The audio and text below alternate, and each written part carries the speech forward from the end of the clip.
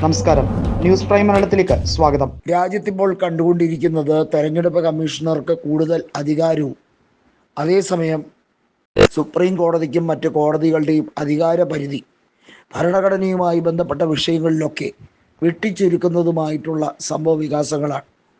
വളരെ വൈകാതെ തന്നെ കേന്ദ്രമന്ത്രിസഭയ്ക്കെതിരെയോ കേന്ദ്രത്തിനെതിരെയോ സുപ്രീം കോടതിക്കോ രാജ്യത്തെ കോടതികൾക്കോ കേസെടുക്കാൻ പറ്റാത്ത വിധത്തിൽ അവർക്കെതിരെ ഹർജി നൽകിയാൽ അതുപോലും പരിഗണിക്കപ്പെടാത്ത വിധത്തിൽ കോടതിയെ കൃത്യമായി അതിൽ നിന്ന് ഒഴിവാക്കുന്ന രീതിയിലേക്ക് വരും.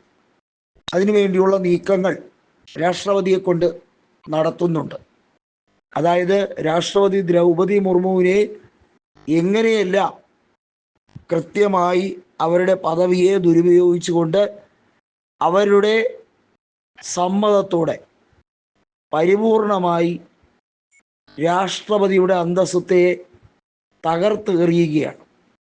BJP നേതൃത്വം ദ്രൗപദി മുർമുവിനെ, പ്രത്യേകിച്ചും ആദിവാസി വിഭാഗത്തിൽ നിന്നും ഒരു വനിതയെ, ശക്തമായി എഡ്യൂക്കേഷണൽ ക്വാളിഫിക്കേഷനും നല്ല രീതിയിലുള്ള പ്രവൃത്തി പരിചയവും പാർട്ടിക്കകത്തുണ്ടായിരുന്നപ്പോൾ ഉണ്ടായിരുന്ന ഒരു വ്യക്തിയെ പിടിച്ച് രാഷ്ട്രപതിയാക്കിയത് പിന്നാക്ക വിഭാഗങ്ങളുടെ ഉന്നമനത്തിന് വേണ്ടിയുള്ള അവരുടെ നിശ്ചയദാർഢ്യത്തിൻ്റെ ഒരു സിമ്പലൊന്നുമല്ല, മറിച്ച് കൃത്യമായി ഒരു റബ്ബർ സ്റ്റാമ്പിന് ആ വാക്ക് എല്ലാ അർത്ഥത്തിലും ഉപയോഗപ്രദമാകുന്ന രീതിയിൽ ഒരാളെ BJP നേതൃത്വത്തിന് കണ്ടുകിട്ടണമായിരുന്നു.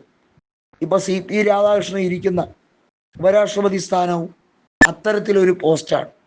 ജഗദീപ് ധൻഖർ എപ്പോഴാണോ അദ്ദേഹം സ്വന്തം അഭിപ്രായം പറയാൻ തുടങ്ങിയത് അന്ന് BJP അദ്ദേഹത്തെ മോണിറ്റർ ചെയ്യാൻ തുടങ്ങിയതാണ്.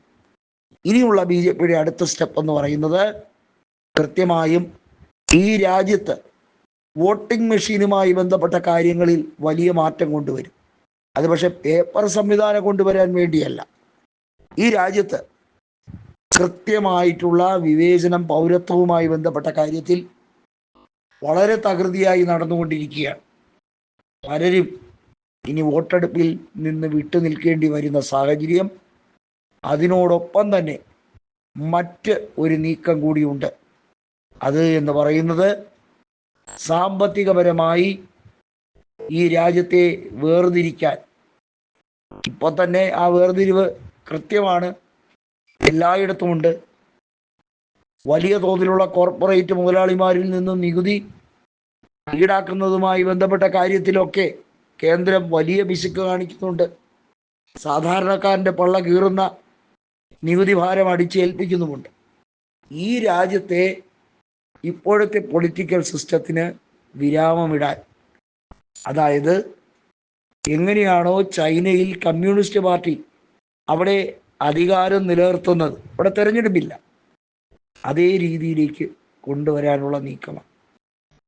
എന്ന് പറഞ്ഞാൽ ഈ രാജ്യത്ത് പ്രതിപക്ഷ പാർട്ടികൾക്ക് ഇനി അധികാരത്തിലേക്ക് തിരിച്ചു വരാതിരിക്കാനുള്ള എല്ലാ പരിപാടിയും കാണിച്ചു വെച്ചിട്ടുണ്ട്, അഥവാ അണിയറയിൽ നീക്കുന്നു.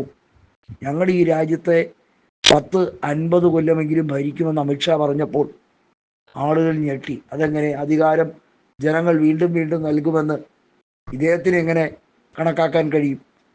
അതിൻ്റെ ഉത്തരം ഇപ്പോൾ ജനങ്ങൾക്ക് മനസ്സിലായി തുടങ്ങിയിരിക്കുന്നു.